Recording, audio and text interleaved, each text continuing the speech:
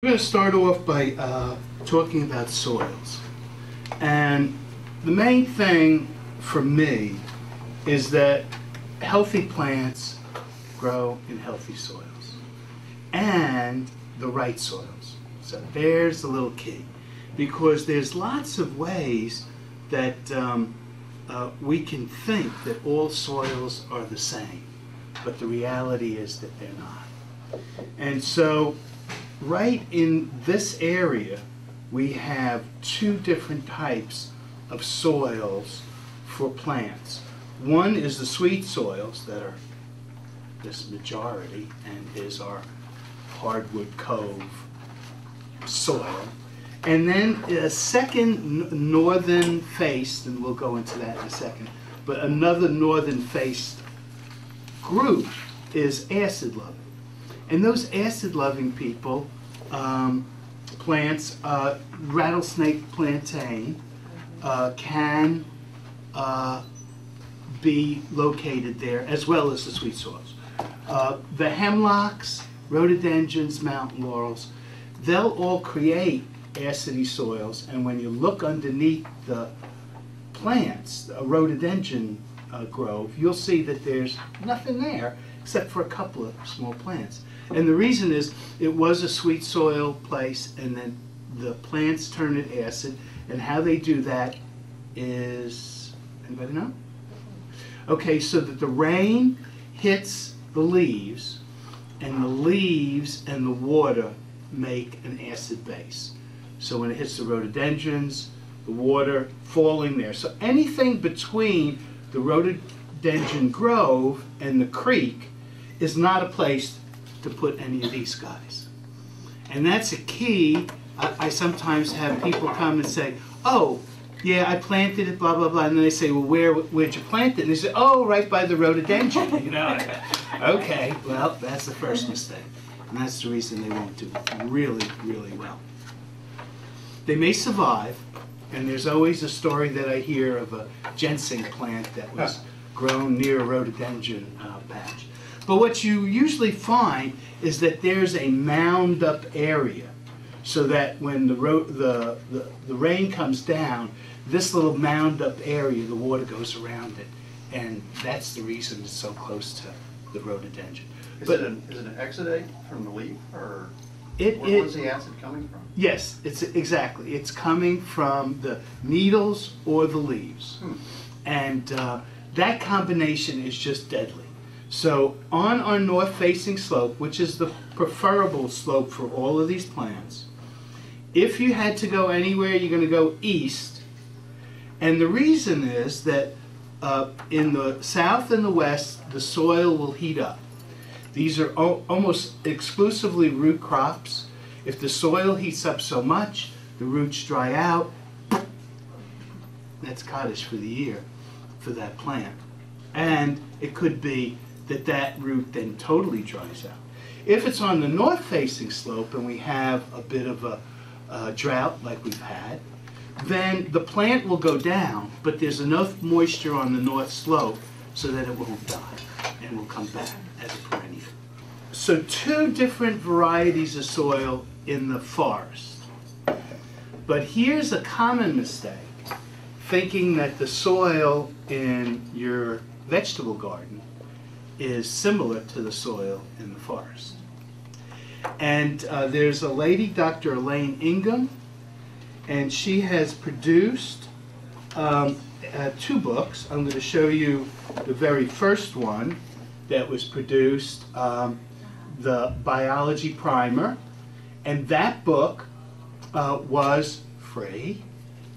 And now the government has produced a second book. And this is the one that you have to pay for. You can go to their site, www.swcs.org, or call the 800 The Soil. It's 16 bucks, but this will change how you've been taught, meaning the system's teaching us, about soils. Because if you go into most... Can you pass those around, Rob? Oh, yeah, absolutely. So that's Dr. Elaine Ingham. She wrote 95% of that, and and she's on a website called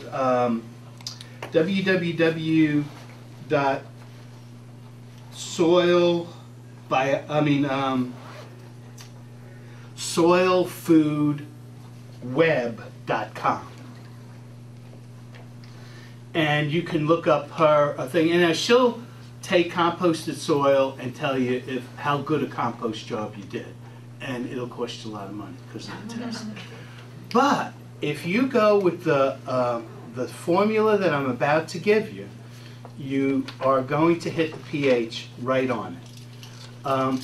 And so the main thing here is understanding that a mountain slope on the south side and a mountain slope on the north side will produce different amounts of medicinal plants to the numbers that are staggering. On the south side of the mountain, you may get 30 to 40 plants. On the north side of the mountain, we're talking 300 to 500 plants, just in an acre, in a surveyed acre. So that tells you the diversity that's on that north side. So it has to have special soil. So the difference between the garden soil, which has bacteria, and the forest soil that has fungi is the main components that we're looking at. Now, as Dr. Elaine Ingham explained it to me numerous years ago at a conference with a lot of other people, if you think that this plant is actually bringing up nutrients, you're wrong. Now, that's a common thing, that you put a plant in the ground and you think that the plant's going to get those nutrients. But the reality is that the plant, and I know this is so woo-woo that it's going to be hard to really get it, but the plant talks to the bacteria or the fungi, depending on which location they're in, and asks the bacteria and fungi to break down and get what it needs. If the bacteria and fungi do their job right, then the plant will produce an element for the bacteria and fungi to live on, and the formula of that excretion is the same basic formula of a cookie. So it has sugar, and it has all the components of a cookie. And so this communication is going on whether we know it or not. But if we don't provide the plant with the right stuff, the bacteria or fungi are not going to be able to get it and bring it up into the plant. So this is different than our ag extension agents that want to think that everything's a chemical and we have to add phosphorus or whatever. If you're going on a no-till basis of just building up the soil, then this is the secret formula. For a forest soil, you're going to be using 75% fungi and 25% bacteria. If you're in a sunny garden soil growing vegetables, it's the reverse. 75% bacteria and 25% fungi. Now, I have a bag up here on the table that is the only commercial source of fungi that I know. The best